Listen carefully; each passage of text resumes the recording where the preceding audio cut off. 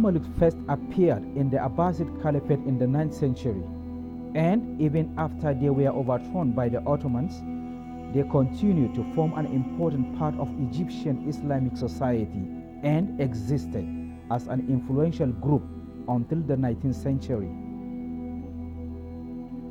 They destroyed the Crusader kingdoms of Outremer and saved Syria, Egypt, and the holy places of Islam from the Mongols.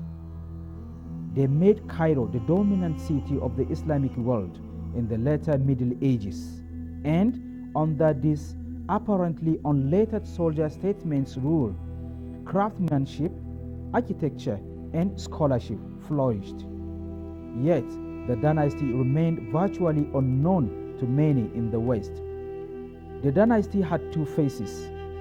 From 1250 to 1381, the Bahar clique produced the Mamluk Sultans.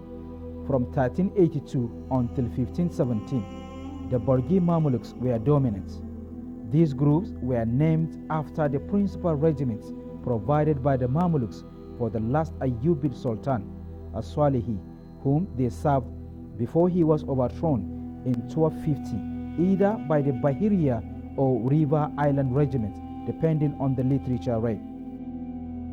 The Bahar Mamluks were mainly natives of southern Russia, and the Borgi comprised chiefly of Circassians from the Caucasus.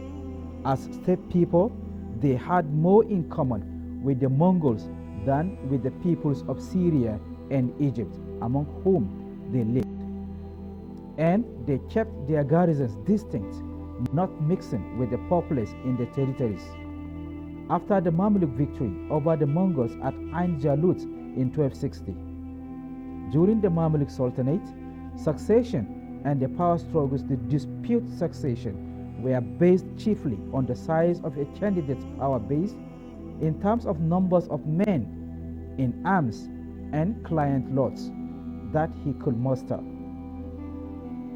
The Mamluks, who had been taken from their families in their youth and had no ties of kinship in their new homelands, were personally dependent on their masters.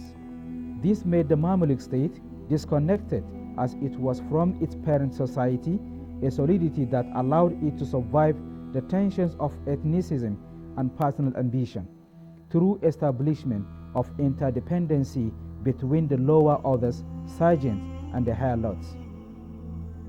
However, events in the east were beginning to impact on the region.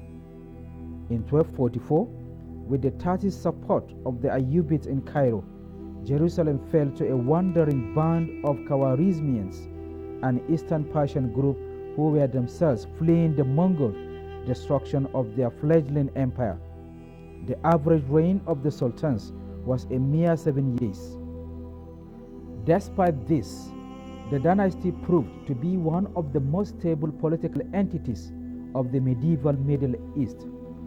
After the Ottomans had hung the last Mamluk Sultan in 1517, the loss of the Mamluks was universally lamented in Egypt, and many minor Mamluk functionaries remained to manage the Turks' new province.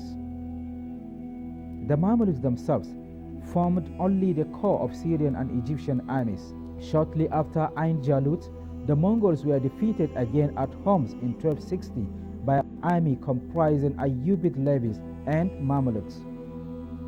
Islamic success against the Mongols was founded on the military abilities of the Mamluks, but it was Mamluk statecraft that ultimately defeated the invaders. As well as rapidly clearing Syria of Mongols, they began a process of fortification and improved communications and diplomacy with the Islamic prince of the region, thus consolidating Egyptian power in Syria. Although warfare was the primary concern of these slave soldiers, contribution to Islamic art and architecture was immense. Many of the sultans were remarkable builders, a fine example being Alawun's mausoleum complex in Cairo, which included a mosque, a religious school, and hospital which still exist. The dynasty's achievements in the arts of the book, especially of the Quran, also still remain very fine. Mamluk Sultanate was once a suitable dynasty that prevailed against the most powerful empires of the medieval age.